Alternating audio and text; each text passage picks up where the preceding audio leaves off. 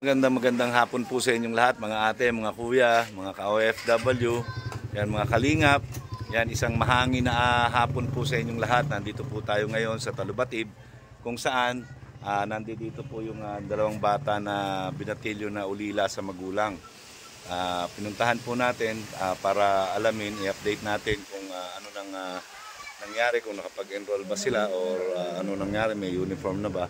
So alamin po natin ngayon kasi nung huling pagpunta natin dito, si Tristan lang po yung nandirito. So ngayon, tingnan natin kung sino naman yung nandirito. Okay, yan po, nandito na po tayo ngayon sa harapan ng bahay nila. Ayan. Ayan, magandang hapon. Oh, Christian. Ayan, kamusta?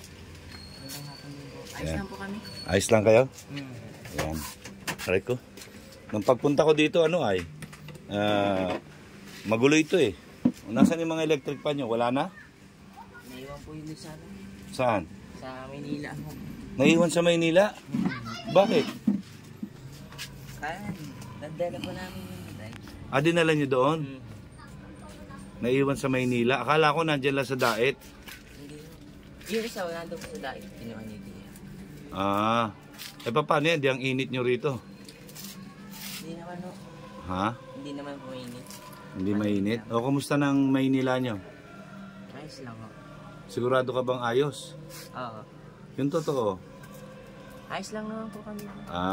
Sige. Kasi nagtataka ako, bigla kayong bumalik ulit dito kasi sinabi lang sa akin, kinuwento lang sa akin na taga-Gahunon. So sabi ko, sige, pupuntahan ko sila doon. Wala naman silang message sa akin. Naghihintay ako sa message mo, wala ka naman message. Kamusta na yung nyo, nakapag-enroll na kayo? Siya na ho. Meron na? Uniform nyo, meron na rin? Mabili po bukas. Mabili pa? Meron kayo pambili? Meron po yung makukuha po yan sa ano. Saan? Diyan po sa plaza. Ba't magkano ba yun dyan? Hindi ko po alam, mga kahit 2,000 po ata. Para ano yun? Anong ginawa doon? Hindi ko po alam yun. Sabi, kasali daw po kami sa cash assistance. Cash assistance. Kay SK. Okay. Very good. So yun kasi nagpunta ako dito, merong nagpaabot sa inyo ng konting tulong. Yan bibili sana ako ng bigas at saka groceries, kaya lang sabi ko mukhang mas kailangan nyo yung pera. 'Di ba? Kasi nga magpapasukan. So ayun meron pa kayong mga pagkain dito naman? Meron. Meron pa, may bigas pa kayo. Ayan, yan. Maraming salamat kay kay Ate Leti Ortiz. Kay Ate Leti Ortiz. Pasalamat ka kay Ate Leti Ortiz. Salamat Ate Leti Ortiz. Yan. Yan. Wala po si Tristan. Nandoon po sila ngayon doon sa plaza dahil merong programang SK na cash assistance, kasama po silang dalawa. So mabuti na rin po yung nandoon sila at makakakuha sila kahit papano ng kahit konting pera. So ito po ngayon iaabot natin kay Christian yung paabot na tulong. Yan. Ito Christian, yan para may pandagdag kayo. Yan, malaking bagay yan. Para sa pag yung gamit nyo sa eskwelahan at saka yung mga uniform, di ba? Tapos plus yung makukuha nyo pa dyan. So pagka meron pa ulit nagpaabot sa inyo ng tulong, yan dadali natin agad dito. Yan, gusto ko nga wala bang tulo itong bahay nyo? Wala. Hindi natulo. Yun lang, wala na kay electric pan. Pero hindi nyo na makukuha electric pan na yon. Yung isa? Siya po.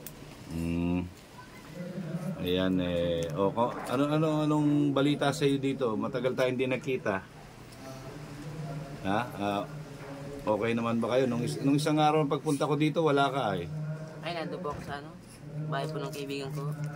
Bahay ng kaibigan mo? Sa Purokdos. Saan yun? Sa Purokdos. Purokdos. Malapit lang yun dito. Yun, si lang nakita ko si Tristan lang.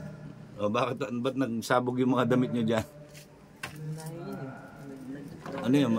Marumi na yan? Hindi po. Malinis yan? Talagang kusat lang. Gulo. Oo, lalaki. Ganun talaga. Di ba si Tristan ang taga-ayos niyan? Hmm. Kumain na kayo? Siya lang, kanina pa. Okay naman.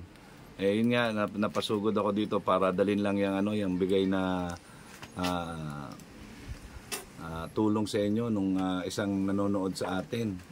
Yan, sana marami pang makapanood nito sa atin para mabigyan kayo ng tulong, no? Yan ewan ko kung kailan tayo makakabalik ulit dito, pero yaan nyo, pupuntahan ko kayo ulit dito bago magpasukan siguro. Kailan ba pasukan nyo? Sa Martes, oh. Martes na. Ay, tama-tama pala, no? Yan may pera na kayo. Yan ayun, salamat kay Ate Leti Ortiz. Yan, maraming salamat po. Naawa siya sa inyo kasi nga wala nang nag-aasikaso sa inyo, kayo lang dalawa. Yan, kaya kahit papano ay nakapaghatid siya ng tulong, no? Yan, sana gamitin niyo sa mga gamit ninyo sa pagkain, ano?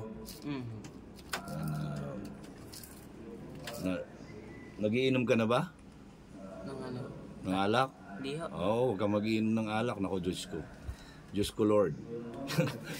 Di po nakinom. Ha? Di po nainom alak. Huwag ka mainom, ha? Huwag ka maninigarilyo. Bad yun. Yan, ang asikasuhin mo, yung pangarap ng dalawa magkapatid na maging seaman. Ha? Seaman ano? Sundalo yun siya, si Tommy. Ha? Sundalo yun. Sino? Si Tristan magsusundalo? Ikaw seaman. Seaman ano? Seaman loloko o si mga babae? Ano? Seaman talaga? Seaman talaga? Hindi, joke lang. Joke lang. Ayan, sana magtuloy-tuloy, makakita pa tayo ng mga susuporta sa atin. Ayan, para tuloy-tuloy ang pag-aaral niyo. Ayan, pagka mayroong nagsuporta ulit sa inyo, dali natin agad dito. Ayan, pero wag kang mag-alala, meron pang susuporta sa inyo. Ayan, antay-antay lang tayo. Ayan, may awa ang Diyos at matutulungan kayo ng husto nun. Ayan, pero sa ngayon, tiis-tiis muna, antay lang tayo kung ano yung biyaya na dumating sa atin. No? Ayan, parang malinis. Nagsaing ba kayo? Hindi kayo nagsaing? Ano ito? Ano ito sako na ito? Magamit po yun, hindi na nagagawa. Dapat tanggalin yan kasi dadagain kayo dyan. Ayan. So, okay naman yung kamusta naman yung pagbakasyon sa Maynila? Magsarap ba sa Maynila? Masarap sa Maynila? Nag-enjoy ka doon? Ba't bumalik ka kagad? Gusto ko dito mag-aral. Ano? Gusto ko dito mag-aral. Gusto mo dito mag-aral? Tsaka mahirap doon kasi wala kayong magganong kakilala doon. Yan, mabuti na yung dito rin kayo. Para sa akin, mas okay ako dito dito kayo mag-aral. Kasi mas mga kapitbahay nyo, kilala nyo lahat, di ba?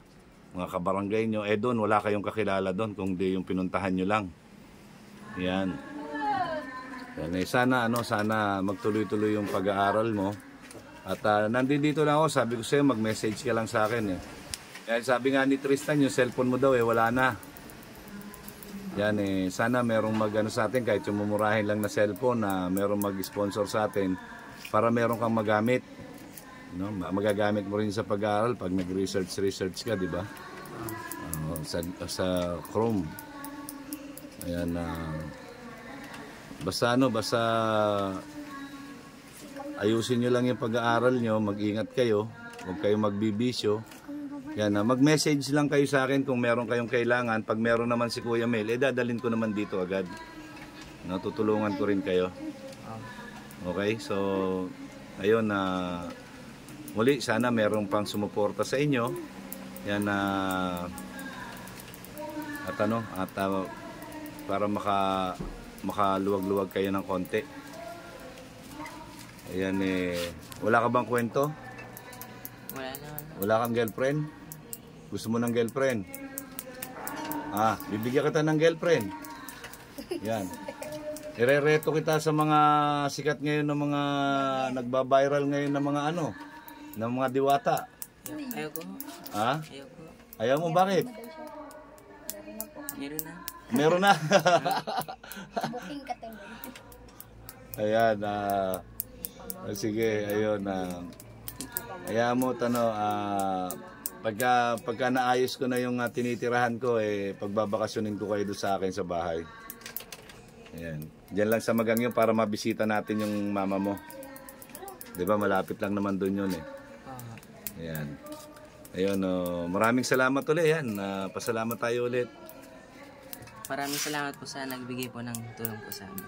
Ayan, kay Ate Leti Ortiz. Maraming salamat po kay Ate Leti Ortiz. Leti Ortiz.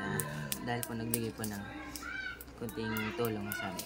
Ayan, maraming salamat din. Ayan, sana gamitin nyo sa maayos yan. Yan at basta maano lang mag-message na kayo at pagka meron nagbigay, dadalhin natin agad dito. So, ayun po yan mga kalingap, mga ate, mga kuya, yan po ang update natin kay Christian. Si Tristan po ay nandoon sa plaza dahil meron silang ginagawa ngayon doon, kasama sila sa SK. Sinama sila sa cash benefits, no? Parang cash benefits yun ng SK Sangguniang Kabataan. So maraming salamat kay SK Chairman at saka kay Chairman at sa mga kagawad. Ayan, ang laging sinasabi ni Kuya Mail, ang gumagawa ng mabuti sa kapwa ay pinagpapala. Ayan, mabuhay tayong lahat hanggang gusto natin ng naaayon sa kalooban ng Panginoon. Ayan, maraming salamat ulit Tristan. Wala ka na sasabihin? Ha? Maraming salamat po kay Ate Leti Ortiz po. Ayan, okay. Salamat din sa'yo. Okay, mag-ingat kayo parate ha. Ayan, ayun po, magandang hapon po sa inyong lahat. And I love you 3 times a day. Po mga kalingap, mga ate, mga kuya, yan, papunta na po tayo sa Larap ngayon. Pupunta po tayo ng Larap. At kay Patricio naman po tayo pupunta. Ayan po si Christian, papunta na po doon sa plaza dahil kailangan sila doon sa plaza. So, maraming salamat po kay Ate Leti Ortiz. Yan, maraming salamat po. Shout out po sa iyo. Yan, at sa lahat ng mga gusto pang sumuporta, i-message nyo lang po ako or sa GCash ko po 0966-655-4615. Yan, ulitin ko po 0966-655-4615. Maraming salamat po at mahangin na hapon po sa inyong lahat. God bless.